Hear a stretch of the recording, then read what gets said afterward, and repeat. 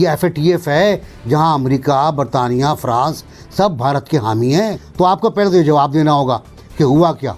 ये बात क्लियर करना पड़ेगी आपको। बहुत हो गया ये छुपन छुपाई का खेल। सऊदी अरब आपके साथ नहीं है, गल्फ कंट्रीज आपके साथ नहीं है, US आपके साथ नहीं है, आपने फैटफ से नहीं निकलना। हमने तड़ी लगा के सऊदीज को भी नाराज कर। हम लाते हैं टॉक शोज और अनलिमिटेड एंटरटेनमेंट सिर्फ YouTube पर। अगर आपने अभी तक हमारा चैनल सब्सक्राइब नहीं किया तो अभी सब्सक्राइब करें और बेल आइकॉन को क्लिक करके हमारी लेटेस्ट वीडियोस के बारे में अपडेट जानें। खुद को इस्लाम का खलीफा समझने वाले पाकिस्तान की हालत अब भिखारियों से भी बदतर हो चुकी है। पाकिस्तान पूरी दुनिया में घूम घूम कर अलग अलग देशों से समर्थन की भीख मांग रहा है, लेकिन कोई भी देश अब पाकिस्तान के समर्थन में खड़े होना तो दूर, उससे बात करना तक पसंद नहीं करता है। यहाँ तक कि पाकिस्तान का आका चाइना भी अब पाकिस्तान के समर्थन में खड़े होने से हिचकिचा रहा है। पाकिस्तान को केवल और केवल तुर्की का साथ मिला। FATF की सालाना मीटिंग में पाकिस्तान को किसी भी देश का साथ नहीं मिला। यहाँ तक कि सऊदी अरब और मलेशिया ने भी पाकिस्तान का साथ छोड़ दिया। चीन ने भी पाकिस्तान के समर्थन में वोटिंग नहीं की। केवल और केवल तुर्की ने पाकिस्तान के लिए रहम की भीख मांगी। इसलिए दुनिया ने अब पाकिस्तान को फरवरी तक का वक्त दिया है और कहा है कि पाकिस्तान अगर अपनी हालत में सुधार करता है तो पाकिस्तान को लिस्ट से बाहर कर दिया जाएगा, वरना अब की बार पाकिस्तान को ब्लैक लिस्ट किया जाना ही पक्का है। FATF की इस फाइनल चेतावनी के बाद पाकिस्तान की सरकार हिली हुई है। वहां का मीडिया पगलाया हुआ है। आपको दिखाते हैं कि किस तरह से पाकिस्तानी मीडिया इमरान खान सरकार को कोस रही है। पाकिस्तान को ग्रे लिस्ट में बरकरार रखा गया है। मतलब ये कि जो 12 वोट दरकार थे मजीद ममालिक के पाकिस्तान को व्हाइट लिस्ट में जाना है, वो वोट पाकिस्तान को हासिल नहीं हुए। NBC पाकिस्तान के इक़दामात का बगौर मुताला और जायजा करने के लिए इनहांस्ड फॉलोअप लिस्ट में डाला गया था और उसमें ये रिपोर्ट में आया था कि पाकिस्तान ने अभी भी बहुत सी चीजों पर काम करना है। वाला कानून साजी होगी, लेकिन अमल दरामद उस तरह से एग्जाम्पल्स के तौर पर सामने नहीं आ सका। वो भी मुतासिर हो सकती है आज के फैसले पर, मतलब वो भी असरअंदाज हुई होगी। देखिए, बहुत अफसोसनाक फैसला है। मेरा ख्याल है हमारी नाकामी है, हमारी बड़ी नाकामी है। हमने FATF के बारे में लॉ मंजूर कराए, लड़े आपस में, एक दूसरे को मुल्क दुश्मन का हमने ब्लैकमेल किया हमने पार्लियामेंट को, और पार्लियामेंट से लॉ मंजूर करा के हमने ज़बरदस्ती बिलजबर और उनका इम्प्लीमेंटेशन करने की कोशिश की हमने। लेकिन हमने एग्जीक्यूटिव लेवल पर कुछ नहीं किया, सीधी सीधी बात ये। फिर हमने FATF में लॉबिंग नहीं की।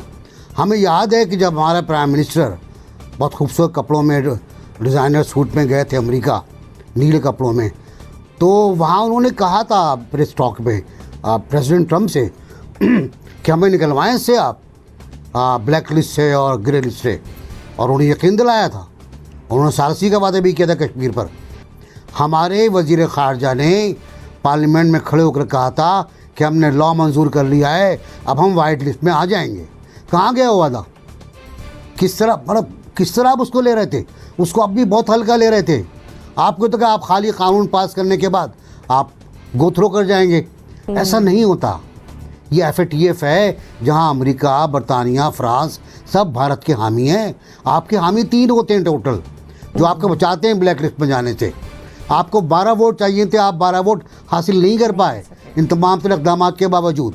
तो आपको पहले तो जवाब देना होगा कि हुआ क्या, फिर ये जवाब देना होगा आपने कितने वोट लिए, फिर जवाब देना होगा कि आपको वोट किसने दिए और किसने नहीं दिए।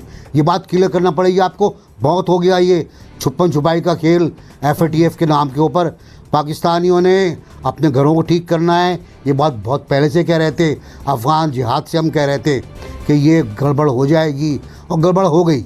अब आप जितना भी खुशामद करते रहें, जितने भी डोरे डालते रहें, आप अताब में आए हुए हैं, और जब तक अमेरिका और फ्रांस तैयार नहीं होंगे, कोई आपको 12 वोट नहीं देगा।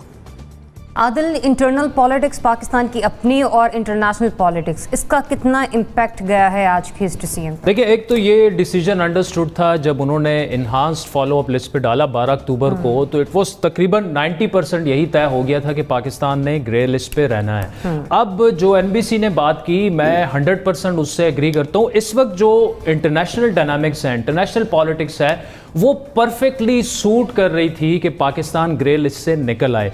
लेकिन जिस तरह से हमने अपनी फॉरेन पॉलिसी को डील किया, हमने तड़ियाँ लगाई। पहली तड़ी ये लगाई कि इंडिया और पाकिस्तान में ट्रम्प सालसी के लिए तैयार है कश्मीर के मामले में। दूसरी तड़ी हमने ये लगाई कि हम जो हैं वो ईरान और सऊदी अरब के दरमियान मामलात हल करने के लिए हम उसमें सालसी करेंगे। देखिए, उससे होता ये है, जब तक सऊदी अरब आपके साथ नहीं है, गल्फ कंट्रीज आपके साथ नहीं है, यूएस आपके साथ नहीं है, आपने फैटफ से नहीं निकलना। हमने तड़ी लगा के सऊदीज को भी नाराज कर दिया। देखिए, फॉरेन अफेयर्स जो है ना, आज भी आप शाह महमूद साहब की स्टेटमेंट सुन लें कि जिस तरह वो कह रहे थे नवाज शरीफ को वापस लाएंगे, मैं आपको गारंटी देकर कहता हूं कि Britain will not be happy. तो हम उन्हें भी अब नाराज करने जा रहे हैं। लेकिन इंटरनेशनल डायनामिक्स में जो हमारे फेवर में जानी चाहिए थी चीज़ें, वो हमारे अगेंस्ट क्यों चली गई? उसकी वजह यह है कि हमने फॉरेन पॉलिसी को जिस तरह से हैंडल किया, वो अब हमारे अगेंस्ट सारी चीज़ें जो है वो फैटफ में जाते। देखिए, ये ऑन द डे नहीं होता कि जी आप कन्विंस कर लें 12 ममालिक को, और वो आपको 3 ममालिक हैं, चाइना है, टर्की है और मलेशिया है, जिन पर आपने काम किया हुआ है, जो ब्लैक लिस्ट में आपको नहीं जाने देते। लेकिन ये 12 जो ममालिक हैं, ये आपको कभी ग्रे लिस्ट से निकलने नहीं देंगे जब तक कि आपकी फॉरेन पॉलिसी में वो वाले ब्लंडर्स आप बंद ना कर दें। यहां तड़ियां लगा के हम कह देते हैं, इसीलिए हम कहते हैं कि जो जिसका काम उसी को सांझे।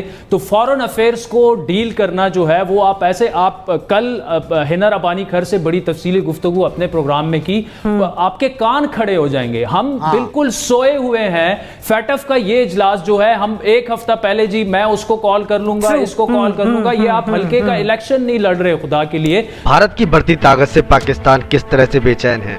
पाकिस्तान को दिख गया है कि मोदी के होते हुए पाकिस्तान ग्रे लिस्ट से तो बाहर आ ही नहीं सकता।